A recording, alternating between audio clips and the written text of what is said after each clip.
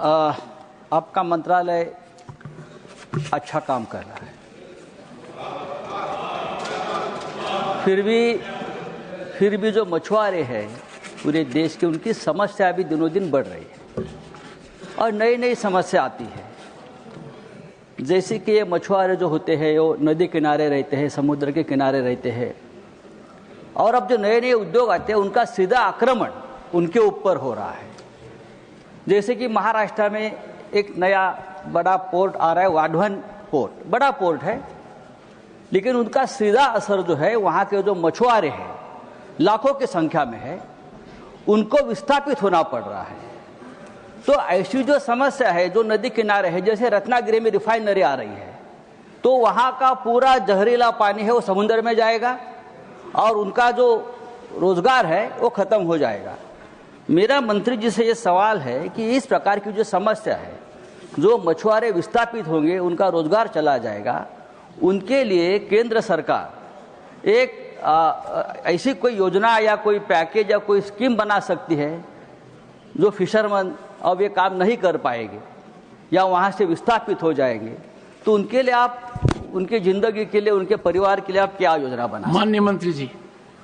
सभापति महोदय, माननीय सदस्य ने जो कहा, जो फिशरमैन कहीं भी अगर विस्थापित होंगे, तो एक तो हम बात बता दें कि हम लोग क्लाइमेट रेसिलेंट के लिए भी भारत सरकार कंसर्न है और 100 विलेजेस को हम लोगों ने सेलेक्ट किया है जो climate resilient coastal fisherman villages को के रूप में उसको डेवलप किया जाएगा और उसके लिए जो नेशनल फिशरी डेवलपमेंट बोर्ड है उसको बनाया गया है नोडल एजेंसी। इसके अलावा जो माननीय सदस्य ने कहा कि ऐसे विस्थापित परिवारों को फिशिंग के लिए और भी, तो प्रधानमंत्री मत्स्य संपदा योजना में कई फिशिंग के स्कीम्स हैं। उसके गाइडलाइंस में हम माननीय सदस्य को कहेंगे कि उन गांव में फिशर्समैन जो उससे विस्थापित होंगे उनको वो सलाह दें। उस माननीय सदस्य भी पढ़े लिखे विद्वान आदमी, ये उस गाइडलाइंस से निकाल के जो भी योजनाएं आएगी और अगर फिशरमैन के डेवलपमेंट के लिए कोई योजना राज्य सरकार के माध्यम से आएगी, केंद्र सरकार उसमें पूरा सहयोग करने के लिए तैयार है। माननीय मंत्री जी, सदस्य ने आपकी प्रशंसा की, आपने उनकी की गाइडलाइन भेज दीजिए उनको। सप्लीमेंट्री नंबर 5, आसन से जो व्यवस्था की गई है उसकी अनुपालना मैं समझता हूं माननीय मंत्री जी करेंगे और माननीय सदस्य को गाइडलाइन भेज देंगे। Supplementary 5, Shri Sanjay Kumar Jha.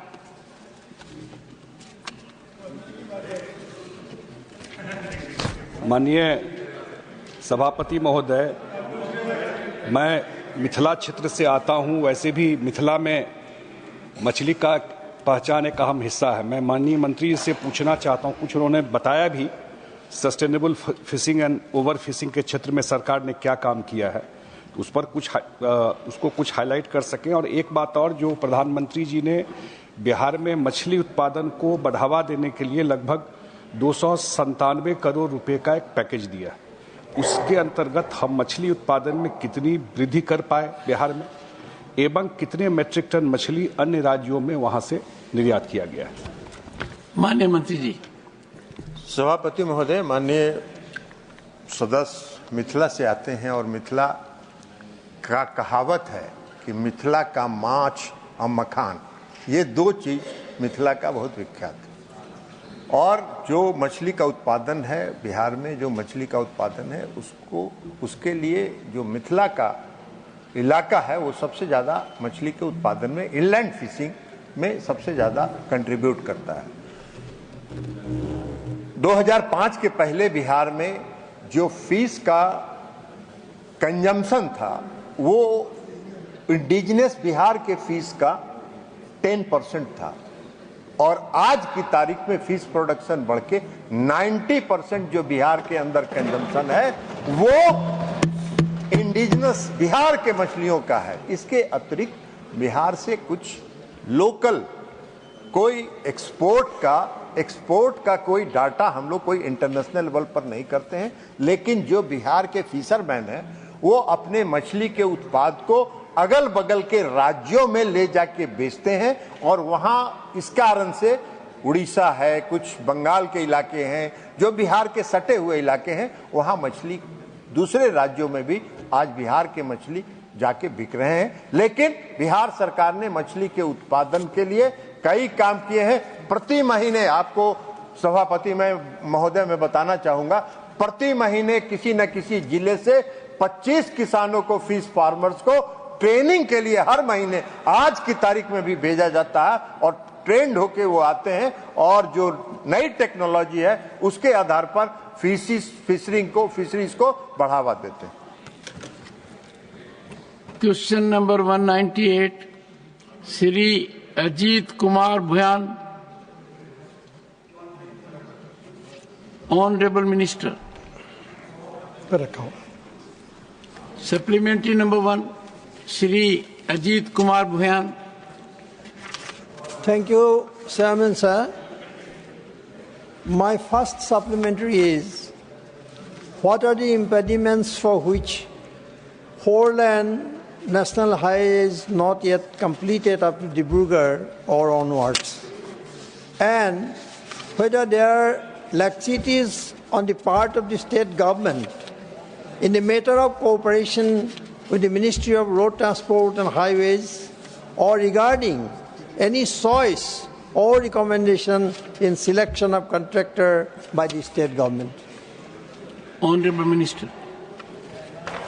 Honorable Speaker, sir, the total length of this highway is 289 kilometers. The project cost is 13.204 crore. Length completed 189 kilometers, and total packages involved 8. The four laning is completed in 3 packages. Jaklabanda to Numaligarh, Kaziranga elevated, 6,000 crore that cost, 50 kilometer road and 4 lane, and 35 kilometers elevated road. This only for this package. The pending is now we are waiting for appraisal by PIB. The Reno, Tiger, Elephant corridors are there. The Jorat Bogeybill 4 laning in progress, and November 25 we are going to complete it. Sir, I have to tell you there are some problems. We are transparent, and the contract given to the concerning contractors, there are some problems related with the land acquisition, some problem related with the environment and forest clearances, and in some of the cases there was delay from the contractor. But now this Chukhalbanda to Numaligarh, 80.67 kilometers costing 7,000 crore. We are only pending for approval from the PIB. But the Numaligarh to Jorat, 100% completed, that is 1,700 crore. Dergaon town, the 10.60 kilometers, 100% completed. Jorat to Jhansi, that is 38 kilometers costing 1,600 crore, 93% completed. And before 31st March, we will complete this project. Jhansi to Dimau, package 1, package 2, package 3 and package 4, 44 kilometers costing 1,800 crore. It is 72% completed. In this package there was some problems was there, but after taking review meeting we resolved the issues, and it is to we are going to complete it November 2025. Dimau to Moran, that is 27 kilometers costing 386 crore. The 95% work is already completed. Before 31st March, we will complete this project. Moran to Bogeybill, that costing 330 crore, 85% work is completed. Before 15th April, we will complete that. And Bogeybill to Dibrugarh, that is costing 220 crore, 25 kilometers, 100% is completed. The total project is 288 kilometers, 0.47 kilometers, costing 13,004. Only the first this package, which Kaziranga, there is only some, we are waiting for approval from the authority, but now the project is on the line, and I am confident that in due course of time we will complete this project. Supplementary number 2, Shri Ajit Kumar Bhuyan.